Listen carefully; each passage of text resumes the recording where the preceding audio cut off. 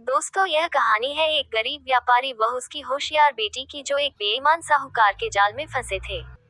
बहुत सालों पहले की बात है। एक छोटे गांव में किसी व्यापारी ने बदकिस्मती से एक साहूकार से बहुत ज्यादा पैसे ले रखे थे। साहूकार, जो पुराना और बेईमान इंसान था, वह अपने पैसों के बदले में व्यापारी से सौदा करना चाहता था।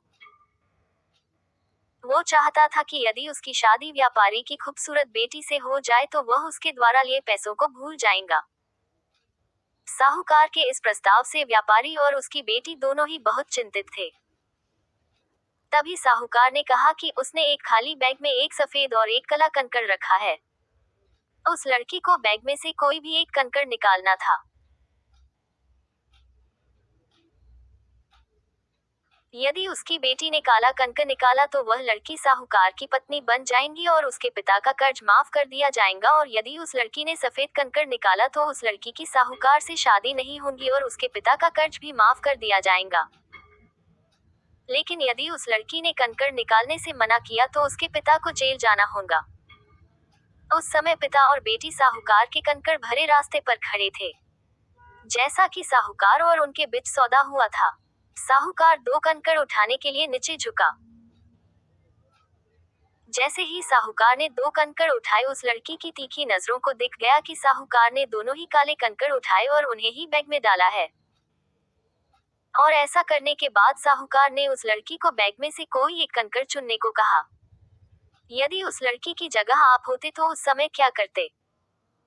यदि आप उसे सलाह देना पसंद करोगे, तो आप उसे क्या सलाह दोगे? ध्यान से परिस्थिति को देखने के बाद तीन ही संभावनाएं हो सकती है। 1. लड़की कंकड़ चुनने से इनकार कर दे। 2.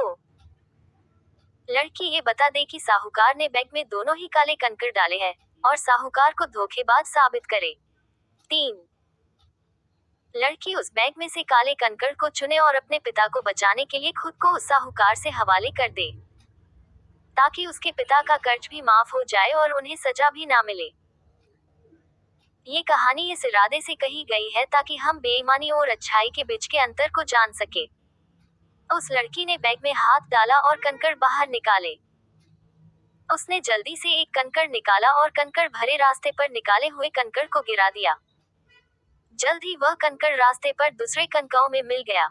उस लड़की ने तुरंत कहा, ओह, मेरे हाथ से तो कंकड़ नीचे गिर गया। लेकिन अभी भी कोई बात नहीं, हम अभी भी बैग में जो कंकड़ बचा हुआ है उससे पता कर सकते हैं कि मैंने कौन सा कंकड़ चुना था। जब देखा गया तो बैग में सिर्फ काला कंकड़ ही बचा हुआ था और ऐसा माना गया कि उस लड़की ने सफेद कंकड़ चुना था। और तभी से साहूकार की भी धोखेबाजी करने की हिम्मत नहीं हुई और लड़की ने अपने दिमाग से खुद को भी बचा लिया और अपने पिता को भी बचा लिया और असंभव को भी संभव कर दिया।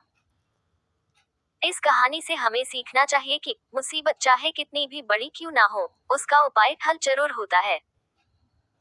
कभी कभी मुसीबतों को हल करने के लिए हमें अलग तरीके से सोचने की जरूरत होती है।